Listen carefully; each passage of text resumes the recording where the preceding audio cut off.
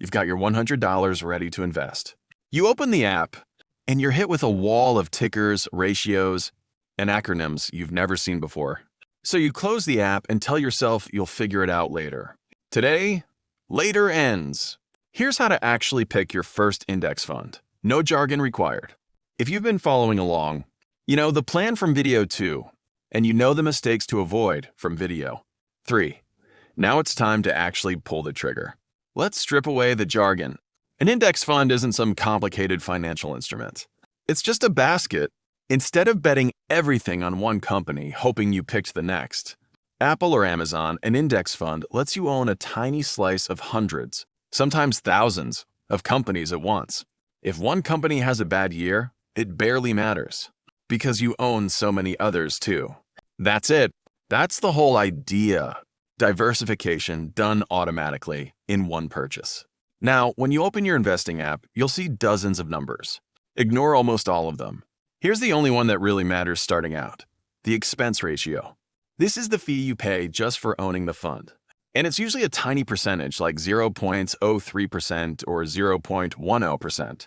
That sounds small, but over decades, a high expense ratio can quietly eat a huge chunk of your returns. We covered exactly how much in the last video.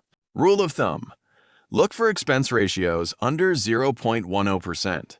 The second thing to check: what the fund actually tracks. Most beginner-friendly.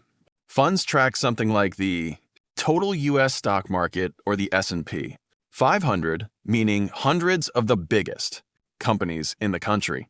You don't need to overthink this part. So how do you actually decide between funds?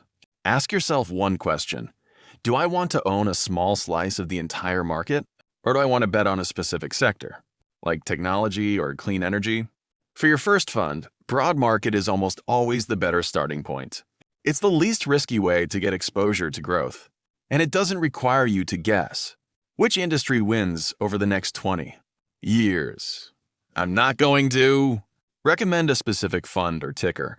That's a decision you should make with your own research, or ideally with a licensed advisor if you want personalized guidance.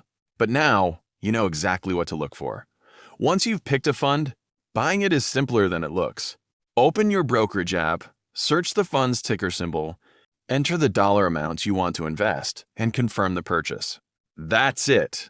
You now own a piece of hundreds of companies. Remember the automation habit from video 2? This is where it clicks together. Once you've picked your fund, you can usually set up automatic recurring purchases. So every payday, your $100 buys into the same fund without you lifting a finger. Here's the truth. Picking a fund isn't actually the hard part. Starting is. Once your automation is set up, this decision barely matters again,